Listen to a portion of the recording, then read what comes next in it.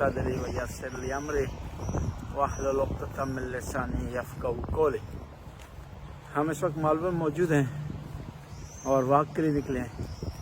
میرے ساتھ حجت الاسلام والمسلمین سید اسماعیل بخاری صاحب تشریف فرما ہے، اور ہم نے ٹائم رکھا ہوا ہے کہ روزانہ ہم 11 بجے تقریباً واک پر نکلیں گے۔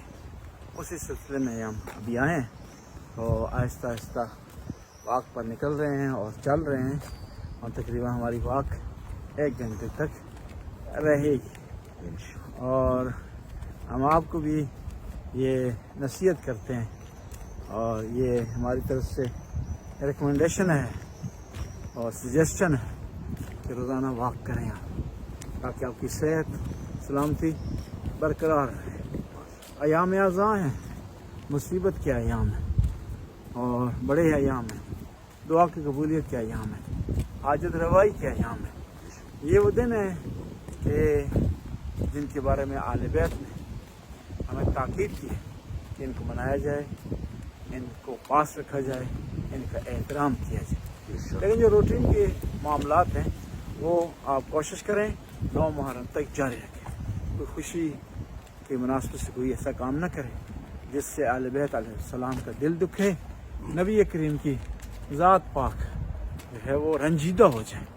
لیکن اپنے روٹین کے کام آپ کرتے رہیں، لیکن عاشورہ کے دن کوشش کریں کہ تھوڑے سے روٹین سے بھی ہٹیں، کام چھوڑ دیں، چھٹی لے لیں، اور دوسری ایکٹیویٹیز جو غم سے ہٹ کر شمار کی جاتی ہیں ان سے وہ اجتناب کی جائے۔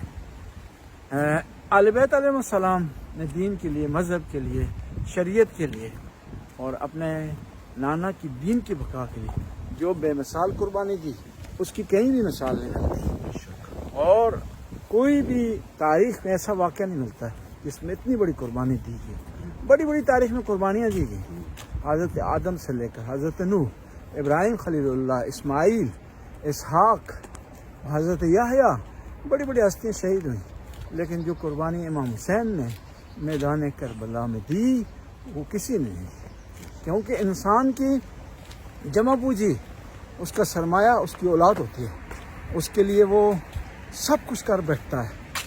اس کے لیے بعض اوقات انسان جو ہے وہ ایسے کام کر بیٹھتا ہے جو اس کی انسانیت کے خلاف ہے، لیکن اولاد کی آسائش کے لیے، رفاہ کے لیے ایسا کام کرتا ہے۔